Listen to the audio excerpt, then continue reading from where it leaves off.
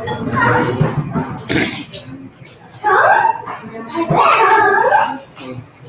hope you can hear me.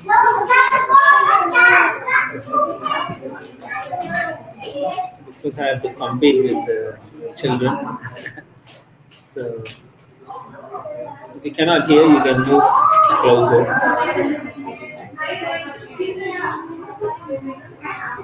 So over the last few days,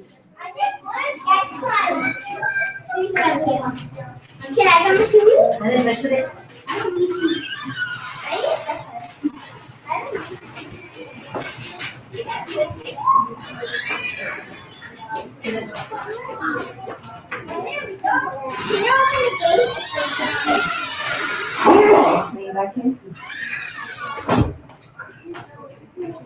Hare Krishna. So we are expecting a few more people.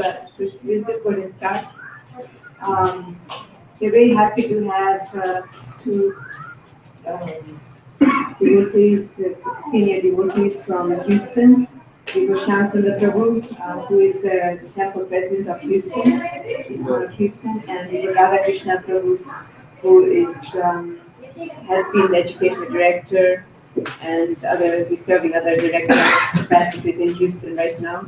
But in the main, he used to be director of education there. He teaches Bhakti Shastri courses and has trained a lot of students over the years who have gone ahead and taught more students. So we're very fortunate to have him here. He was here a couple of years ago in Phoenix and taught part of Bhakti Shastri, started in the Bhagavad Gita.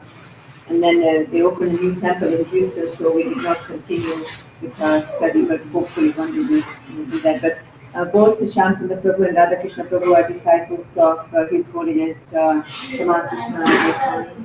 And RadhaKrishna Prabhu served, traveled with Krishna Prabhu in the early 90s for a few years. And he was also in Dallas, his secretary and personal cook, etc. for 2 years when Krishna Goswami took the time off for academic studies. And Prabhu also travels to the Orient and Australia to teach and preach. He's got a lot of qualifications. I won't take up too much of your time, but a very good speaker, and we're very fortunate to have this association. Thank you so much. Today's topic is characteristics of devotional service.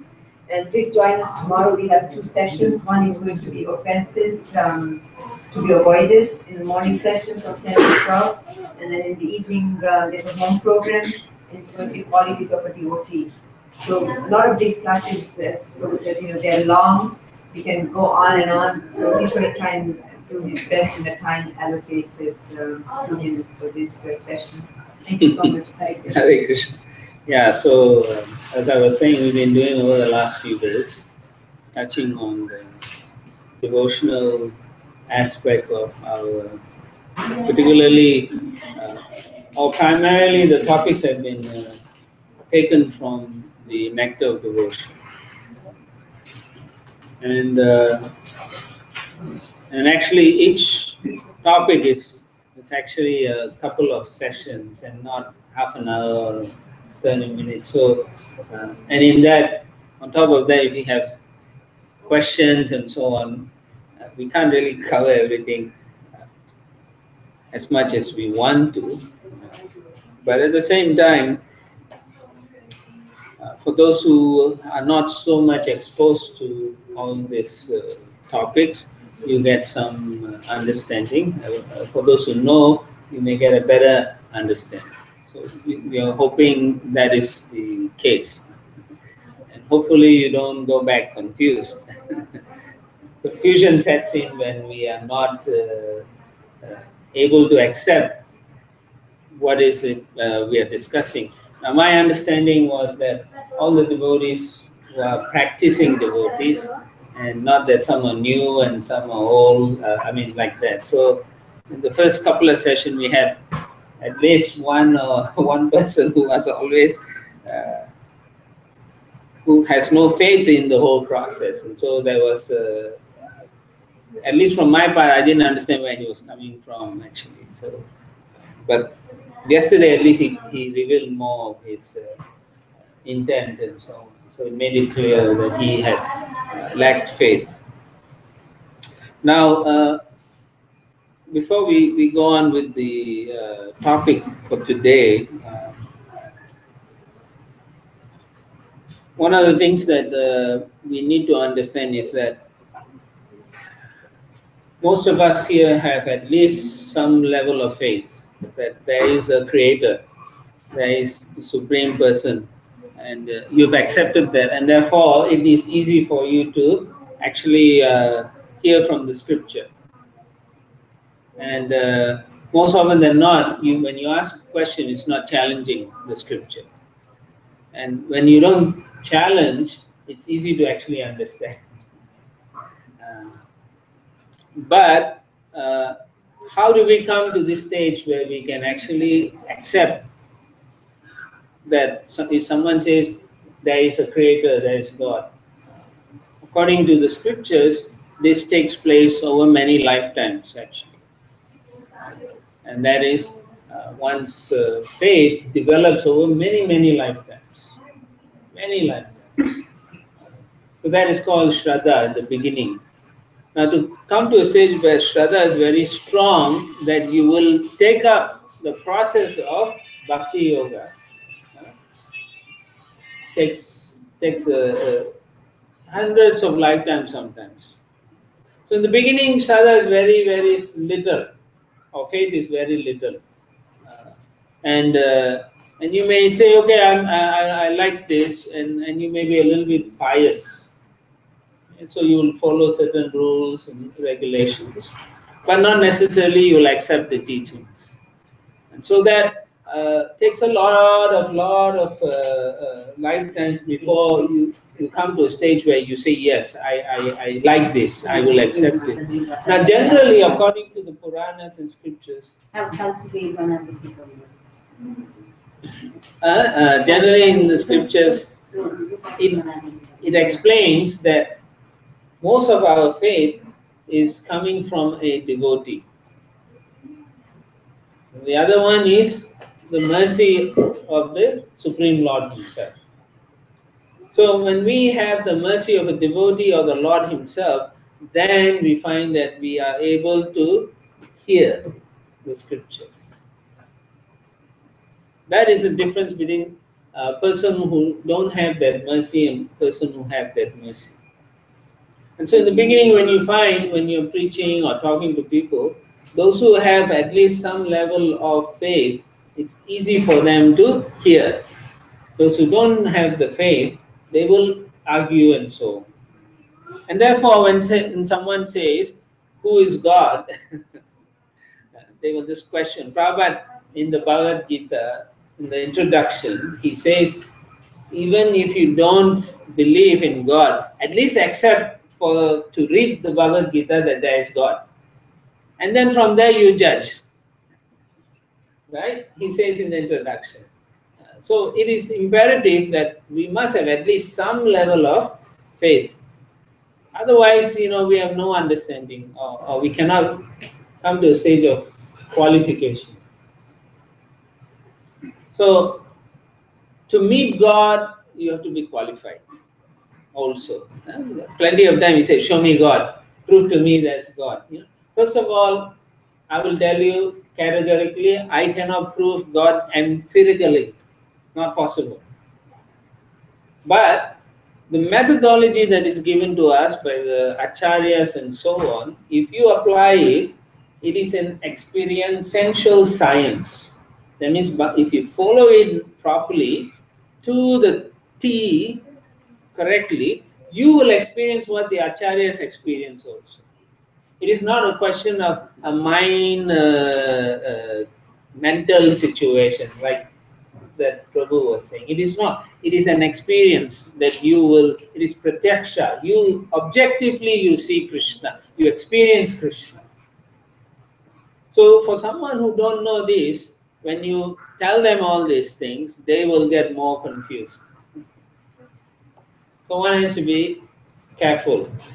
So it is an experiential science.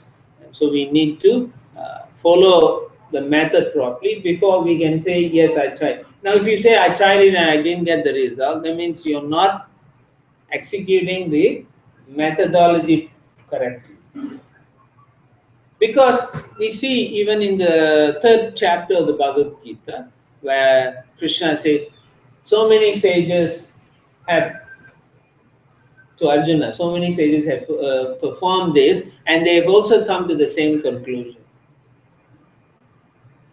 So therefore, similarly for us, we see Srila Prabhupada tells us do it this way.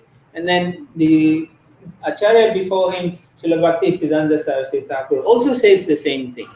And then before him, Bhakti Vinod Thakur, they all say the same thing. And they say you will achieve the result. And what is that? We will come face to face with Krishna. We will see Krishna. Okay? It's not something that because I demand, I get. What is your qualification? You don't have to. Even, for example, if you want to become an architect or an engineer, you must have some qualification. Nobody is going to accept you if you say, I can do this. No, you must have qualification. So, materially, people ask for qualification. What to speak of spiritual understanding? So therefore, to say, oh, I don't accept this, I don't accept your method and so on, that is meaningless because we also have a system. All right? The system must be followed properly and then you get the result. And then when you understand the system properly, and then everything that we are talking from the nectar of devotion, Bhakti Rasa Sindhu, makes sense. Actually, nectar of devotion is for people who are accepting and who want to practice devotional service. Rupa Goswami wrote that particularly to help people to make progress and advancement. That is the reason for that understanding. So as you practice, you will see yourself, the changes that take place within you. And you'll see things in a different way. Because one of the things that I also tried to explain in the last few days is we have been taking many births. And in taking many births, we are associating with many aspects of material nature. And when you associate, you take on those qualities also. And those qualities condition us, condition to think in different ways. Okay, so Prabhupada used to say, when someone says, but you are brainwashing us, Prabhupada says, yes, I'm brainwashing you all from the contamination. So that is what Krishna consciousness is. Our material consciousness is cleansed. By following this process, you get purified. So the material consciousness is gone, then you see things spiritually. That means there's a different perspective.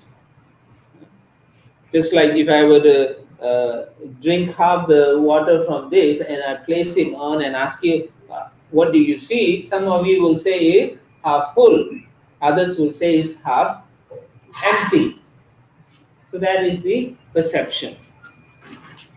So when we try to study in the system that has been taught for centuries and millions of years, it is to make us concentrate and focus our mind in a certain way.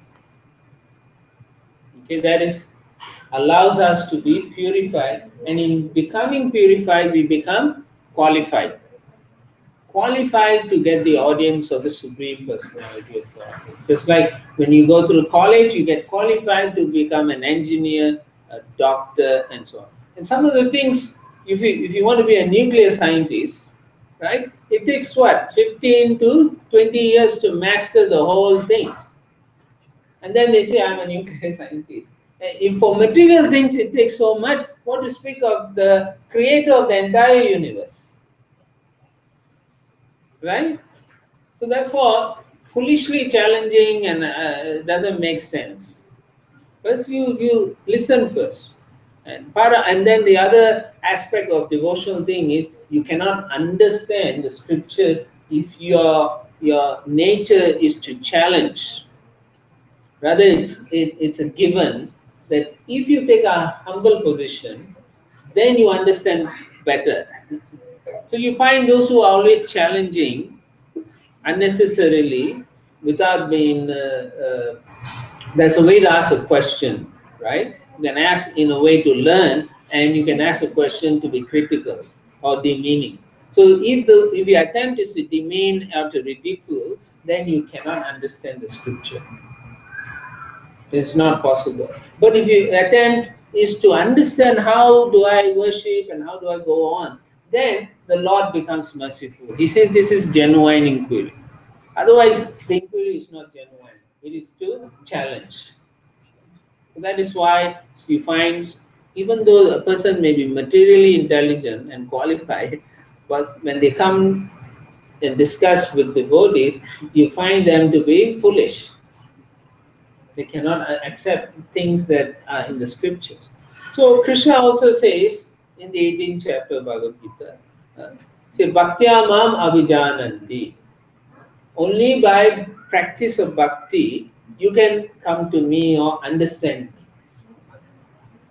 He doesn't say college, by the process of college, you Abhijananti Mam, right? He doesn't say that. You cannot understand him like that. He doesn't say that. He doesn't say if you go to school or what you understand. He says bhakti. So what is bhakti? We discussed briefly yesterday. Is to develop loving relationship. Ultimately, that is what it is.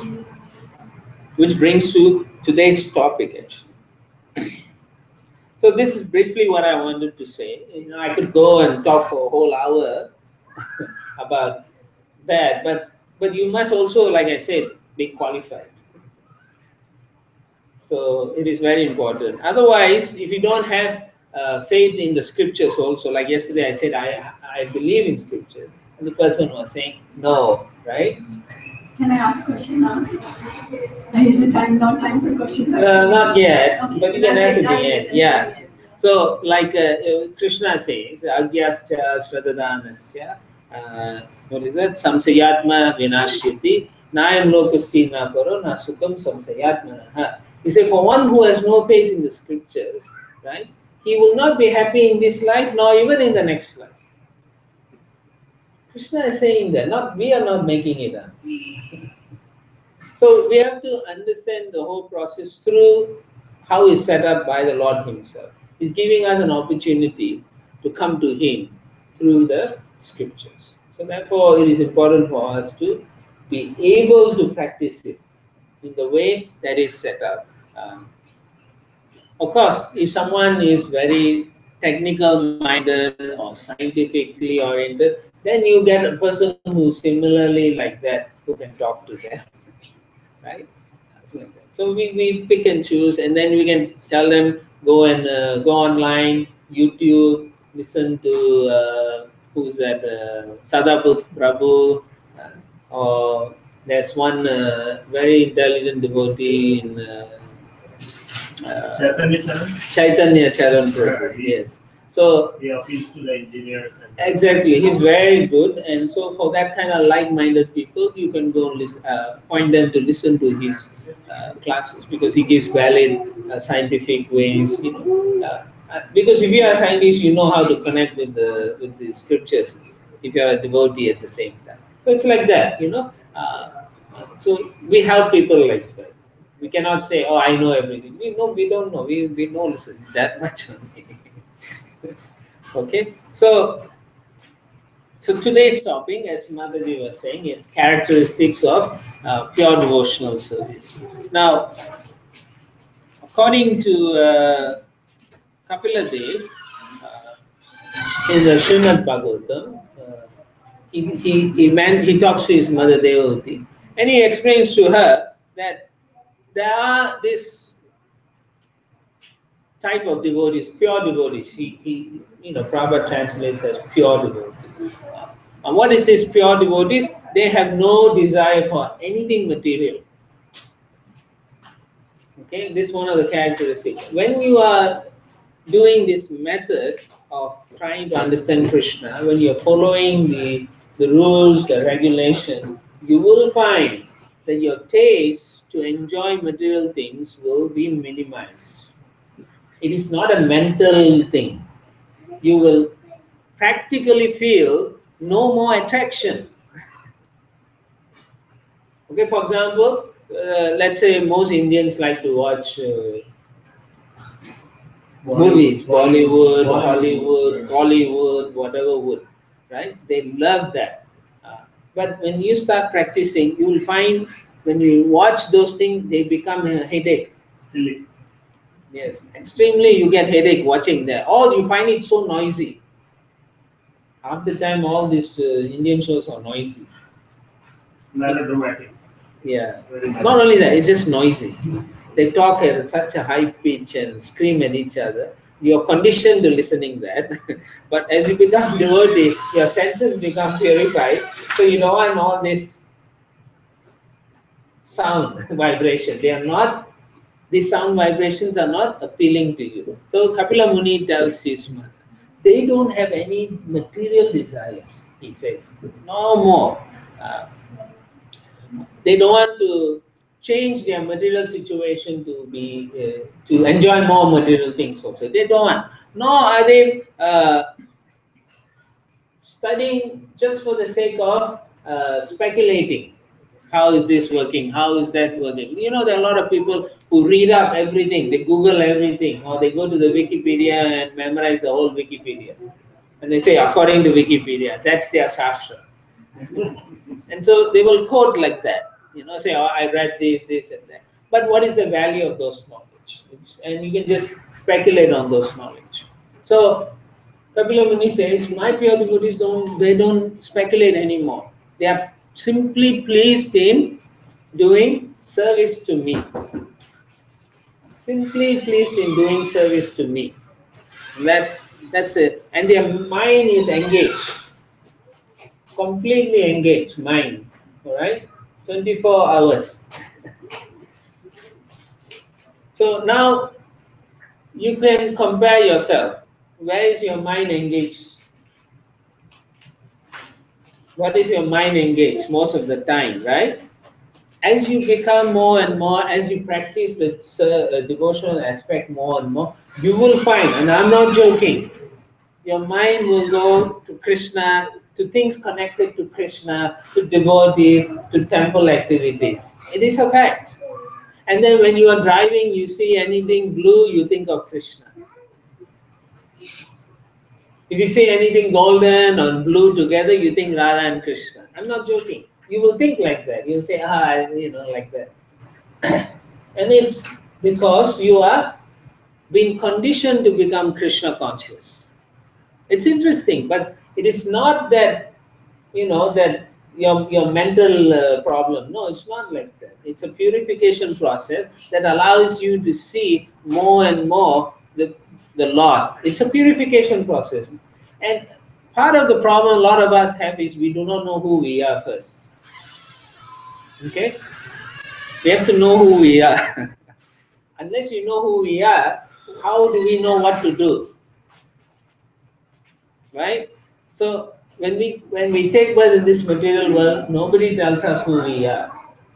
Your parents will tell you, first thing they tell you is you become a doctor. Or an engineer or a lawyer. This is all. So you don't know who you are. So that's what they tell you. And it's a fact. But actually, if the parents know, if they know what the goal of life is, who they are, then they will tell their children also, you are a spirit soul. And unless you know who you are, how do you know what to do? Isn't it? So when they tell you you are a doctor, or you're going to be a doctor, that's what the kids do, right? Or study hard and do, because they think that's the goal of life. And that's not the goal of life. So similarly, when we understand properly, then we can pass on that understanding to another person. And if you understand a little bit, you can pass on a little bit also. And then you bring them to someone who know a little bit more, and they'll bring them to someone who know a little bit more and more and more, until that person is fully knowledgeable. Okay? Ultimately, we always try to tell people to read from Srila Prabhupada's book, because Prabhupada knows the knowledge completely. Okay? So that is very important for us to understand. And finally, the devotees, Kapila Muni says, is they never ask for anything. They are happy to do service. So you see, sometimes you go to the temple, you see some devotees, they are very happy just doing puja, doing garland, like that. So you are like, wow, how is that possible? Because the process makes it possible. Okay? And if you think, oh, my life is so difficult, I can't do all these things, it is not a fact. Every step you take to please the Supreme Lord brings you that many steps closer to Krishna. Srila Prabhupada said, if you take one step towards Krishna, Krishna takes 10 steps towards you. You see the compassion and the mercy of the Lord. So we have to understand through the scriptures, through the realized personalities. Okay. So this is the primary characteristics of pure devotional service. That you are not interested in everything, anything material. Your only interest is pleasing the Supreme Lord, and you don't want anything from Him for doing that. When Prahlad Maharaj met Narsinga Dev said, I'll give you any boon you want. What do you want? He said, I don't want anything for myself. I'm happy as long as I can serve you. Then the Lord said, no, I'm pleased with you. I want to give you something. Then he said, well, what about my father? He was a demon. Can you help him out? The Lord said, don't worry. Because you're devotee, your father will be liberated also. Now ask me something. Like that. And he said, I don't want to forget you. That's what he asked. I want to always remember you and serve you. So that is the pure devotee consciousness. Now, when we don't have that consciousness, our consciousness is mixed. So it's either karma mishra, jnana mishra, bhakti. And therefore, you find you tend to do material things, or you want some material things, and then you go and do some devotions. And generally, those who are doing mixed service think they think they are very good also. Because you don't have the full understanding yet of what purely serving Krishna means. Okay, so therefore you get confused like that. Now, even the pure devotee is not interested in the 5 types of liberation. You know what the 5 types of liberation? Salokya, Samipya, Shashti, Sarupya, and the last one is Sahujya.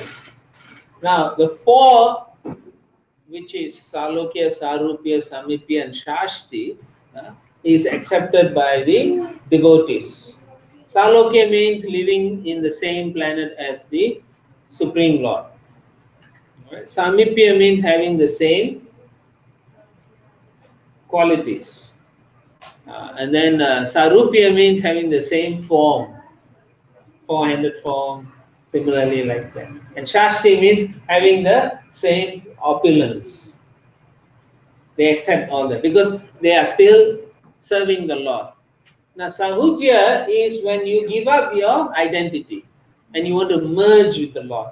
So the Vaishnavas don't want that because they can't serve. Okay? You will find in your life also when you serve anybody, even when you give them prasad and serve, you feel more happy than when you sit and take service. It's a fact. And you'll find that if you want to meditate and close the door all alone, it is not so exciting as when you talk to a devotee about Krishna. Isn't it? Some of you have experienced that. So, therefore, Srila Prabhupada recommended we chant together. So at least some time you should, in the temple room, we chant together in the morning. And then after that, if you feel your bones hurting, you need to walk, then walk. Walk, do parikram and things like that. But by chanting together, you get the sound vibration to help you purify. So Sri Rupa Goswami then indicates in the Nectar of Devotion that there are the secondary characteristics of pure devotional service. There are 6 characteristics.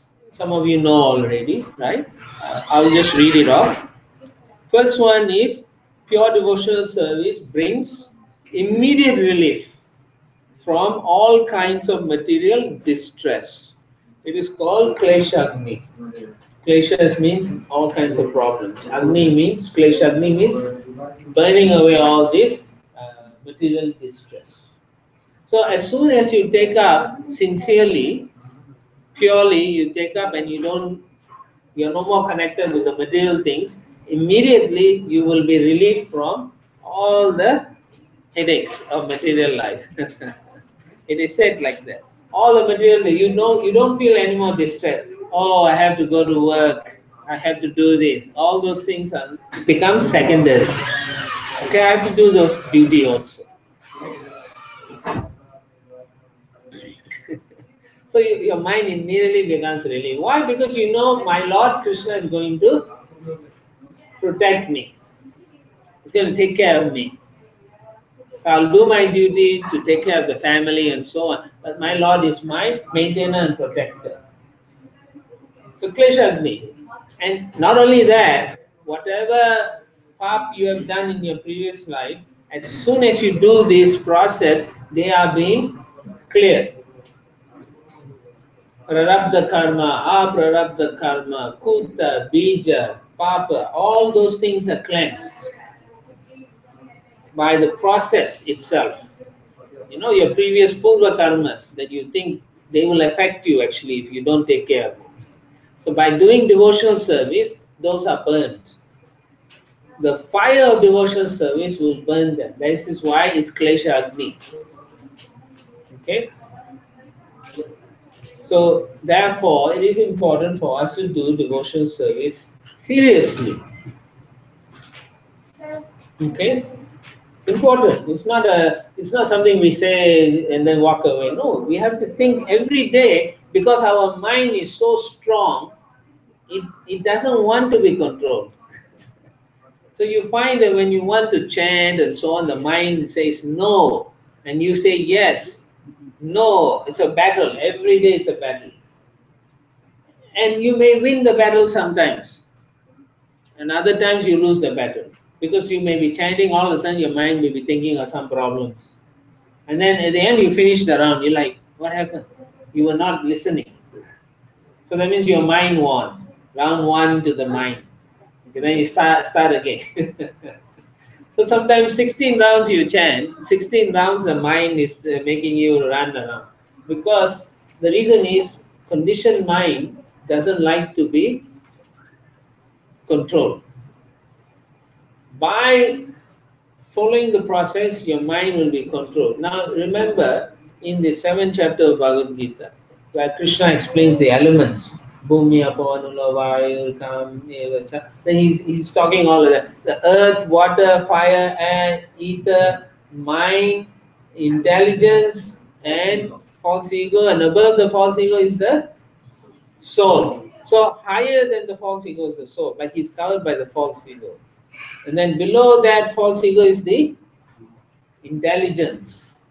And below the intelligence is mind. So the mind, if it's not controlled, will go above the intelligence and dictates the jiva to do whatever nonsense, to enjoy the senses. The mind is a center for the senses to enjoy. The senses also will act on their own when they are in contact with the material nature. And so they make you desire material things to enjoy. But if you have proper intelligence, then intelligence will say, stop this nonsense. But if you don't have, if your intelligence is not purified, then your intelligence is overcome by the material mind. And that's where when we want to do some seva or something, the mind says, no, today you take break. You have worked so hard. Last 2 weeks you've been to the temple, why you have to go this week? Don't you deserve a break? Then you will say yes. That is an unintelligent mind. Okay? That's the difference. What is intelligent mind? Intelligent mind means he is always favoring devotional service. I'm not going to go into the context of, oh, I have this work to do, that work. No, I'm talking about how to do devotional service. The context will differ with each individual due to your own interaction in your own life, your own karma, and so on and so on. So that's the first thing, kleshagni. You burn away your impurities and previous karma and so on. That happens, and therefore you feel immediate relief. When you take it up seriously, immediately you feel happy. Some of you may have experienced that, some of you may not have experienced that. But mostly I found most devotees in the beginning are very happy when they join. Because why? Kleshagni. But then, due to lack of following the process properly or committing offenses, they find it to be burdensome. That's the reason. Now, the second characteristic is the beginning of all auspiciousness, Shubhada.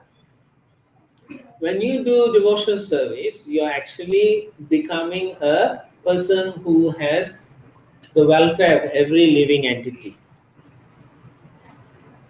Right? When you take up, remember when you first time when you took up devotional service, you want to share with everybody. After you become very advanced, you don't share. Actually, that means you're not advanced. Now, when we become devotees, we worry about other living entities more so than we did previously, right? Sometimes you will find devotees before they became a devotees, they were doing nonsense. They were eating meat. They didn't care about other living entities. They were stomping at any creature, insects, whatever. They'll do all that. But now, as a devotee, when they want to kill something, let's say some ant, or they like, you know, it's a disturbance. So they'll find natural means of keeping ants away, mosquitoes away, cockroaches away. Only last resort they will use some traps. Okay. It's like in some temples, the mouse or rat comes into the deity room, and then they will bite at the deity's clothing, and that's not acceptable.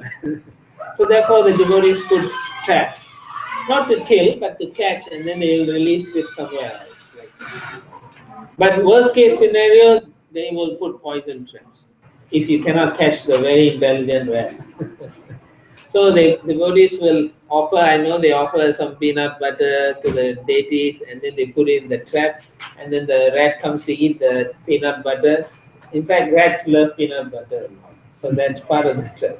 But they poison it, and then they eat, and then they die. At least they took pressure. So it's like that. So, but in general, the devotees are always well-wishers. Okay, well-wishers is everyone. Now the hot air is coming, no?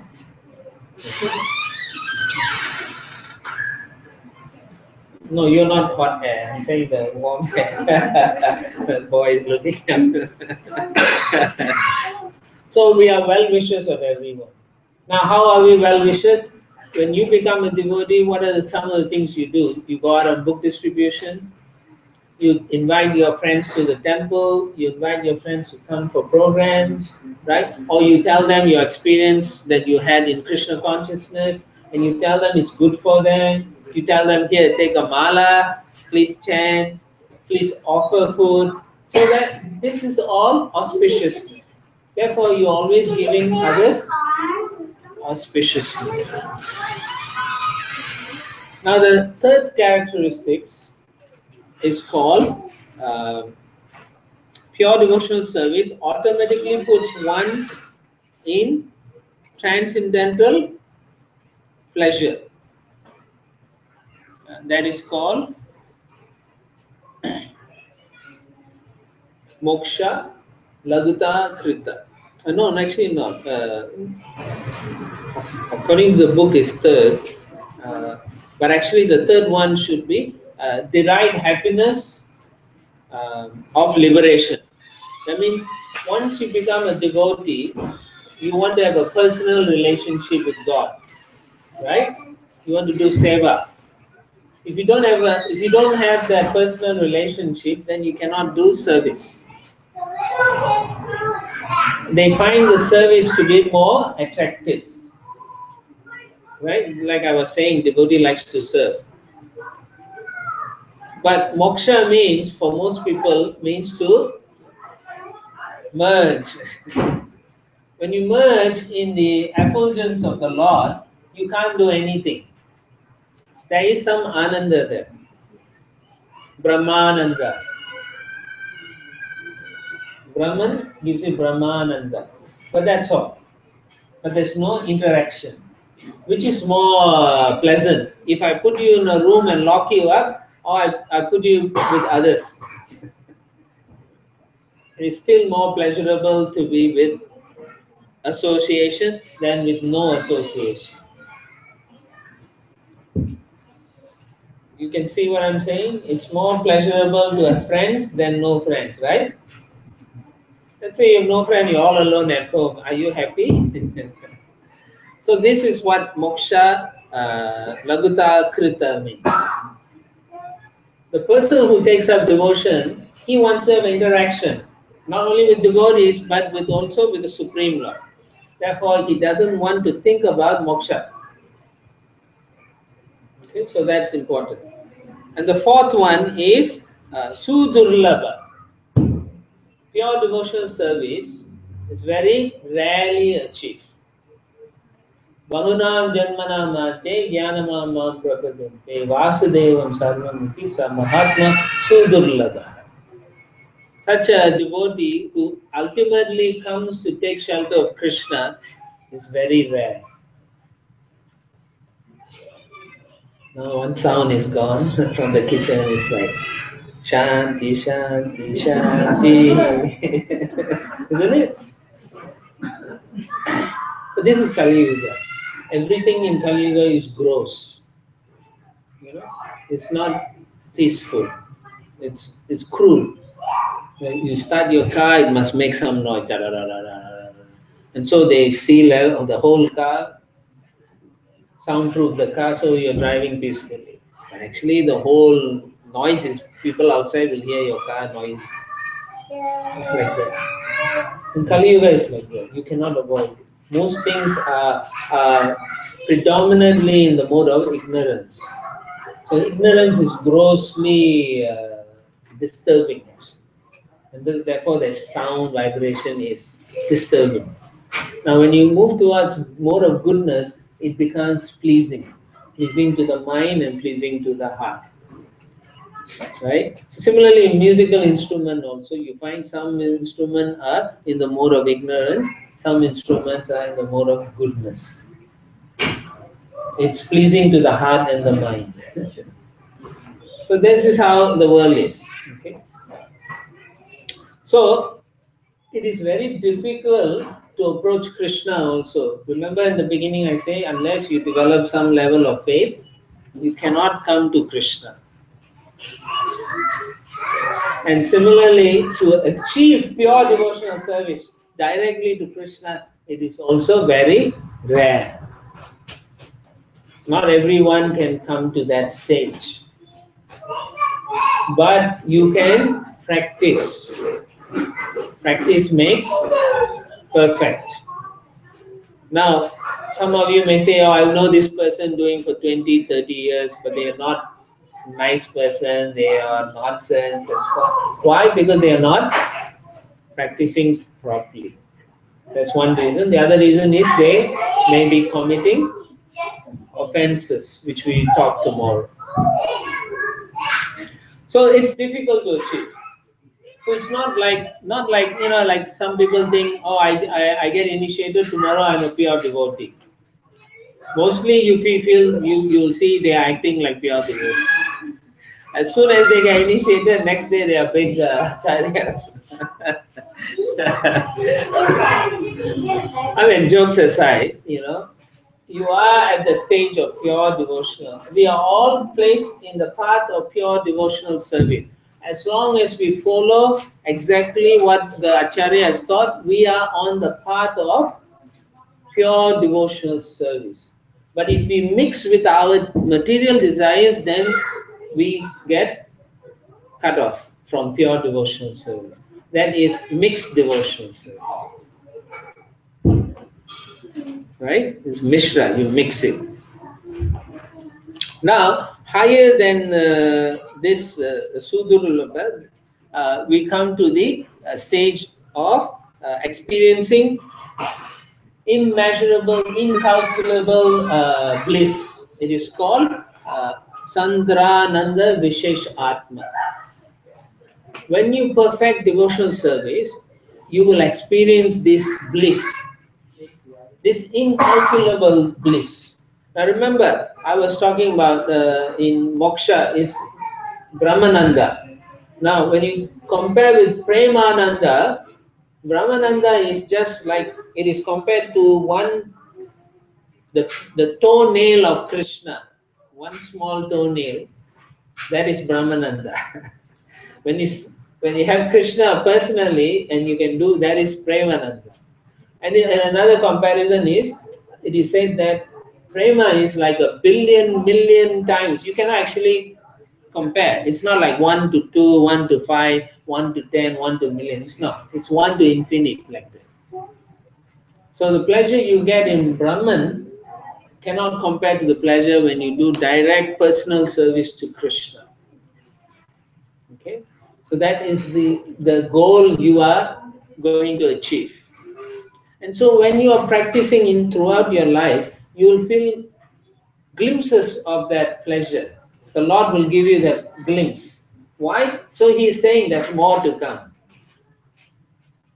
You understand? Just like when you are working, right? Your boss will give you some promotion, little bit bonus. Then you know if I get promoted, I'll get more money.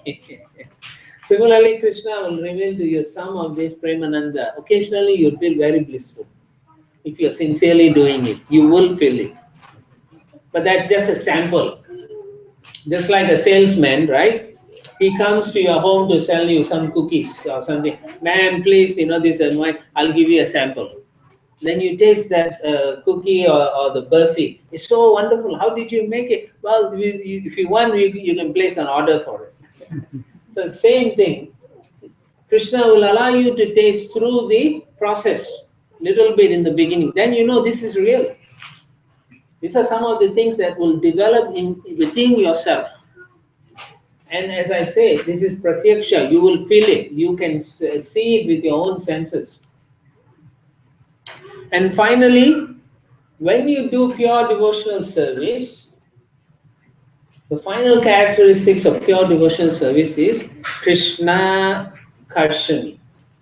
That means because you are so 100% dedicated to pleasing Krishna, you don't want anything, any material, Krishna himself becomes attracted to you. He cannot say no to you anymore. Whatever you do, he'll come running. This is the potency of pure devotional service. And that is the reason why Krishna rarely gives you prema, because he is bound by your love to him. So he holds it back, but you continue pleasing him, he has no choice but to give you. So these are the 6 characteristics by Rupa Goswami that is described in the Nectar of Devotion. In a very short discussion. I mean, this topics actually we discuss over a few weeks. Not once a week for a few weeks. Each one we talk in length. Okay?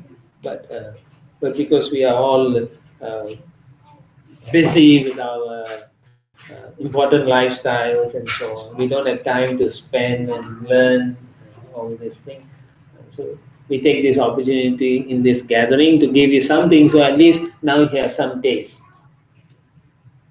that you can take with you, and then that because you have taste, you will do something about it. Okay. All right. Now you can ask questions. Second one got the answer. Okay. That's why we usually say wait. Just this question about how do we support the first question when you said that faith doesn't come, it takes years and all. Yes.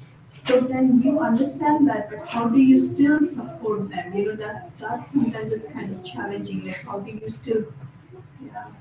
How do you support those people who are, Yeah. you pray for them? See, a lot of times, I've said this many times, many places, there is prayers. Prayers doesn't mean just go there and glorify the Lord. You can pray for yourself. You can pray for others. A devotee's prayer is so powerful that the Lord will say, this person is such a nice person, he's wishing well for that other devotee or other people he wants, just like Prahlad Maharaj. He said, I want everyone else to also get what I'm getting. Yeah, so yeah, you can pray for them or you become their well-wisher. It doesn't have to be, sometimes you can't interact with that person, but doesn't mean you cannot pray for them, or it doesn't mean you cannot give them prasadam or gifts and stuff like that. Of course, if your relationship is closer, it's different. But if it's a strained relationship, it's even more difficult. But still, our role is to be a well-wisher. Otherwise, we are not practicing devotional service. You understand? Yeah.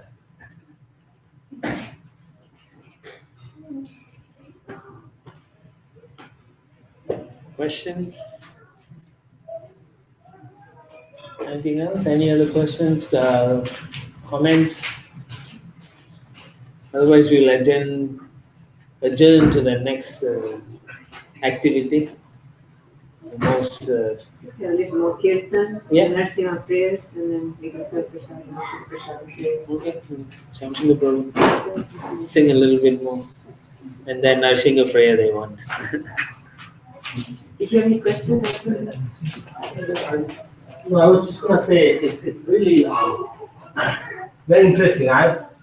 We do puja in the morning, and I started doing puja and some round japa and everything. And lately we have some gardenia flowers in the backyard. So lately I saw in Bhagavad Gita, Krishna says, if you with devotion, if you offer me food, flower, Right. or water, and we also have the tulsi plant. Yes. So before I was just giving water. Right. Then I started, and I say I have tulsi plant, what? So then I give tulsi. Hmm. Then now I saw some gardenia flowers. So you So I said, offered- okay, I started with 5 flowers, and so I can do 11. Yes. Now I'm doing 21. Hmm. I'm saying I can do 51. Right. And then I decorate the whole altar with the fresh gardenia flowers. Now what happens is when I go back every morning, I do little vandana, do Surya Bhavan, I see more and more flowers. But I never realized I had hundreds of gardenia flowers in my backyard. So you should collect. And then now I'm giving some food also. So I'm giving all is a food. So it's very enlightening, really. I kind of felt like losing interest in material There you go.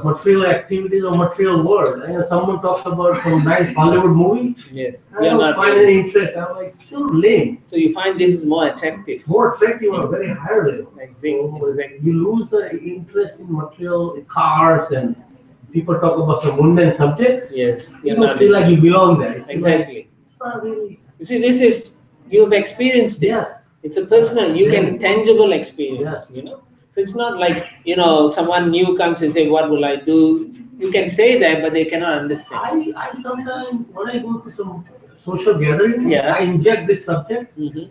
And everybody is like, I'm coming from a different planet. Because they have never heard something like that. Exactly. I mean, I open some subjects of Bhagavad Gita, and some people ever, they are in their 40s, 50s. Someone never told them something like that. Exactly. And they're digesting. But how do you feel when you tell them? I feel very enlightening. I Exactly. feel There you very go. joyful. That's I another feel like- experience. I feel like very powerful at Yes. that point. I'm like, and I feel like I'm above everybody at that point. I'm like, what are you guys? You gotta be careful. So, yeah. but yeah, it's very wonderful experience. Yeah, see that joy is coming actually from your connection with Krishna, that happiness. And when you connect someone with Krishna, the happiness increases. Yes, and sometimes I had some question in my mind, and then I started reading Uddhav Gita lately. So I was reading that, and some more doubts are getting clear through the subject. Yes. It's just so amazing. I want to share one other topic with you. Once I was flying and going to St. Louis. St. Louis, we have nice temple too. So I was going through. I downloaded an app, Srila Prabhupada app on my phone, and I was going through different books, and one book in particular came to mind, that Bhagavata, what is it? Srihad Bhagavatam? No, Life Light of the Bhagavad. Light of the Bhagavata? or something like that, where we had different paintings. Yes, No. yes, Light of the Bhagavata. Light of the Bhagavata. In that book I read, because there was a book I liked, and I read through it. Guess what? When I go to St. Louis Temple, they have a little boutique also. Mm. So then after a darshan, I went to boutique. The first book I saw was Light of the Bhagavata. Can you believe that? Out of all, and it was right on top. It was almost like a miracle. I said I never could, and that was the only book that was open and out there.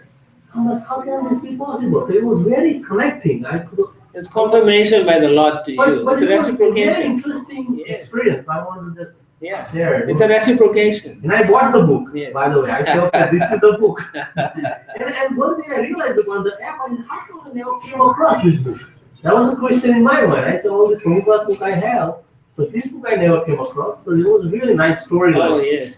That some painter, there was some competition that Prabhupada organized. Yes, Yes. yes. He was invited to. In Japan. In Japan. Yes. And he hired someone Yes. to get 100 paintings or whatever. And beautiful. So anyway, I just. It's an amazing. It's a section from the 10th canto of the Bhagavatam. Yes. Like Krishna and the cowherd boys in the summer they go through. So all that is. So all the different. Yes. Yes. Yes. Prabhu. No, Mataji said you were with Tamal Krishna. Oh. Maharaj. I have watched his videos on YouTube. He came across as a of course he was a great devotee, but a very intelligent person Oh, yeah. and very bold preacher. Yes. So, would you like to talk a little bit about him? Because of course we didn't have the fortune to see him. Yeah, I mean, just to emphasize that he gave his life totally to the pleasure of his spiritual master, and he saw it that whatever he said this one time. He went to college and he saw his professors speaking one thing and doing another thing, and he lost faith in the system, so he quit college. But when he met Prabhupada, he said that Prabhupada exemplified what he wanted as the standard of a great person. So he followed Prabhupada, and so much so that whatever Prabhupada asked of him, he would do it. So Prabhupada once even commented that if I tell Tamal to walk in fire, he will walk in fire. So that's how strong his determination was. And there was so much difficulty in the early days, right? So many places they had difficulties. And whenever there was problems and difficulties, Srila Prabhupada would depend so much on Tamal Krishna Maharaj's management ability. So he would call him and then go. And he would, somehow or other, he will fix the situation. And so therefore, we are not saying it, but you can ask many people. Prabhupada considered him to be one of his right-hand men. Yeah, no, you can see that. Yeah. The videos, he's always the same. Yeah, and then he also once he said when they were building like in Mayapur, they had to go to Calcutta to get the iron and all the rebars and so. In those days, they will try to sell you, but then they will follow you and then steal the steel back thing. So you have to, there's a lot of dacoits as well and so on. So he said when they used to come to Mayapur, all this building material, they leave it in the open, under the open sky, and they will sleep on top of it, he said. Himself, Jayapadama Maharaj, all of them. So they would sleep whole day and night protecting those things. So you can see the determination they had, and the love they had for the spiritual master. Another time, when they were trying to get the property in Mayapur, so many devotees tried to negotiate, they couldn't. So Prabhupada sent Tamal Krishna Maharaj. And then he went and negotiated and accepted. Then Prabhupada told him, to pay in cash. So they collected the money and they changed from US dollar to Indian rupee. And Prabhupada told them, make sure, because these people will cheat you, that you know what you paid. So he said, he and another devotee wrote down every serial number of the notes, rupees they had. So they said they spent the whole day copying all the serial numbers so that when they get, if they say they didn't, they have the serial number. Yeah, so he did that, and then Prabhupada was waiting for him. Not sure whether in Calcutta whether it's done. So in the middle of the night he came, and then he said when he came, the whole temple everyone was sleeping except Prabhupada's room. The light was on. Then he realized Prabhupada is waiting for him. So he went up and he said, Prabhupada, the land is yours. And then he said that was the first time Prabhupada hugged him. And he said he felt so blessed and blessed in that association. You want to say, yeah? The Houston and Dallas is only like 250 miles. Yes. So flight is less than an hour. So one time the professor at the Rice University was flying with me. And as you know that he will have a seat and 5-10 minutes cruise to know each other, see that. So he was wearing the saffron cloth and everything, and the Rice University professor was sitting beside him. And so they might have speak to each other for maybe maximum 15 or 20 minutes. But he was so influential that the professor becomes so attached that when he came to know that Tamal Krishna Maharaj has left the world, I went for the Samadhi celebration. He took 1 month vacation from the university. He attended. He stayed in Mangalore. He was wearing the dhoti, he was wearing kurta, he was putting the tila, and he was chanting Hare Krishna Mahamantra. And he followed through the whole regular process. He will come in the Mangalarti, he will attend the Srimad Bhagavatam class and everything. Just by having association for 15-20 minutes of his life. There is no second meeting or nothing else. He came to know that that's happened. He gave up and take that 1 month leave from the work, and he attended the ceremony. So he feels so grateful.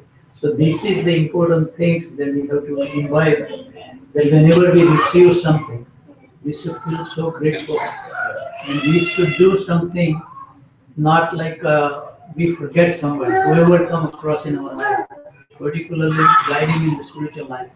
We should treat them very nicely, and we should never forget what they have given us. Because spiritual knowledge or the spiritual practices that we get is unheard of. You can find anywhere. And that's the only process we can get the happiness. That's what we are saying. Like Prabhuji was saying, that he feels satisfied. And the devotional practice is so nice that you want to increase more and more. Like Prabhuji says, he started with 1 flower, then he started with the 5, 11, 51.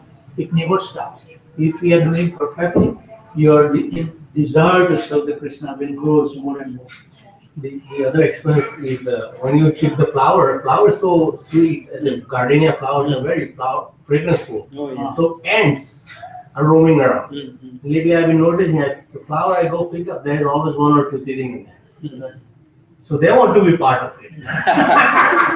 That's a very nice way of saying it.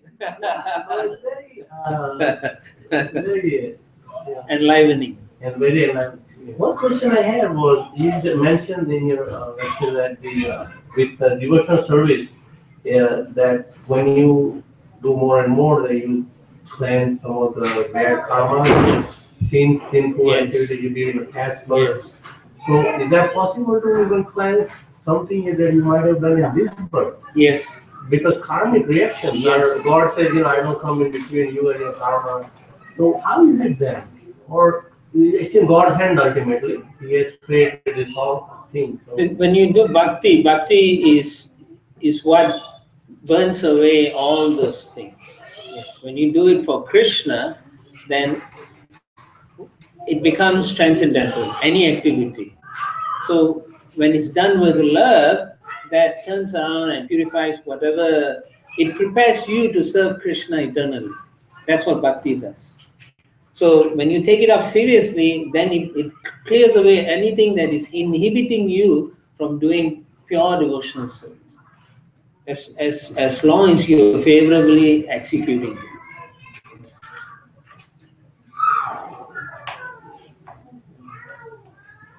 All right, anything else? Otherwise, Prabhu? Yes, yes. Yeah, okay. Prabhu is a very good Kirtan leader, so maybe we should have him Sunday 80s or whatever lead the Kirtan. Namaste, Namaste.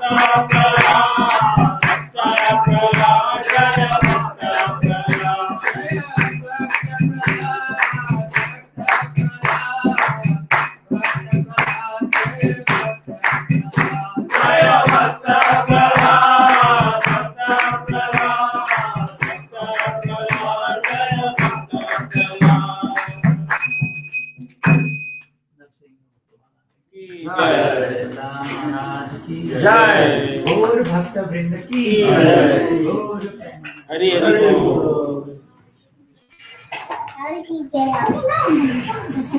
Chetan. Kirtan. Huh? You have Kirtan, you have Chetan, and you have Yatendra. Yeah, we're going to Kirtan.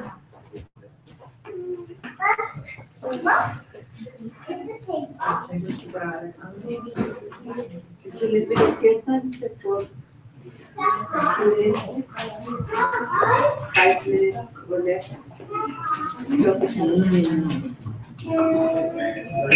Hare Krishna, Hare Krishna, Krishna Krishna, Hare Hare, Hare Rama, Hare Rama, Rama Rama, Hare Krishna,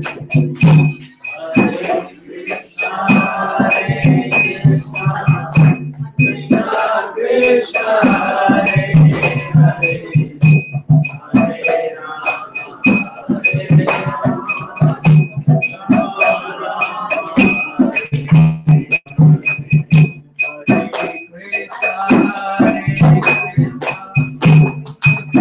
Krishna,